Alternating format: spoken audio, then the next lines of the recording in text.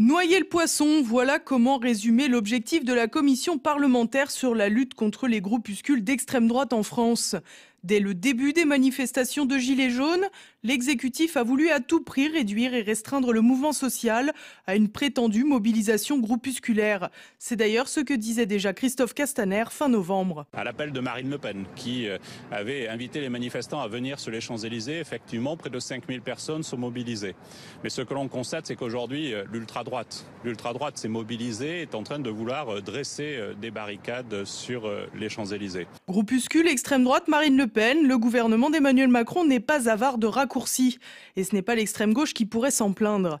Alors que les Black Blocs profitent de chaque manifestation pour dégrader tout ce qu'ils trouvent et que des milices d'extrême gauche ne ratent pas une occasion d'attaquer tout ce qu'ils perçoivent comme des opposants politiques. Dernier événement en date, la nouvelle librairie rue de Médicis dans le 5e arrondissement de Paris, samedi dernier. Là encore, des militants d'ultra-gauche ont attaqué les salariés à coups de matraque et ont saccagé les vitrines. Mais point de commission d'enquête parlementaire sur les violences de ces groupes, au contraire. De quoi rappeler la commission d'enquête sur les attentats islamistes où l'ex-patron de la DGSE mettait en garde contre la montée de l'extrême droite après que des djihadistes venaient de tuer plus de 100 personnes.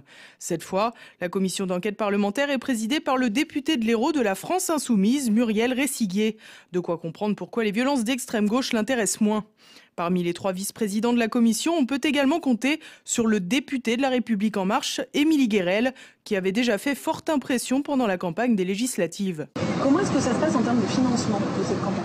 Je pense qu'on fait un emprunt, ouais, c'est comme pour toutes les... Ouais. Les modalités restent encore à définir. Mais c'est encore à définir, oui. J'axerai sur 3 axes. Voilà, parce que nous avons beaucoup de périurbains. Ce que j'ai à dire, c'est que cela engorge notamment les autoroutes, etc. Donc il faut vraiment mettre l'accent sur la mobilité. Je me propose en fait de co-construire mes propositions de loi avec mes citoyens, avec mes concitoyens, et que je ressemble à mes concitoyens. Autre figure remarquable de la commission et non des moindres, Majid El Guerab, ex-député de La République En Marche, qui avait plongé dans le coma le socialiste Boris Faure après l'avoir frappé à coups de casque de moto.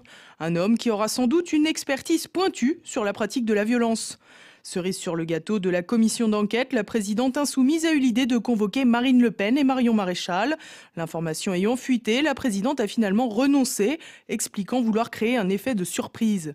Parmi les autres personnes auditionnées, on compte le locataire de la place Beauvau, Christophe Castaner, et Laurent Nunez, son secrétaire d'État. On retrouvera également David Doucet, l'ex-rédacteur en chef des Inrocks, qui vient tout juste d'être limogé après les révélations de cyberharcèlement auxquelles il s'adonnait dans la Ligue du LOL. C'est vrai qu'il vaut mieux en rire.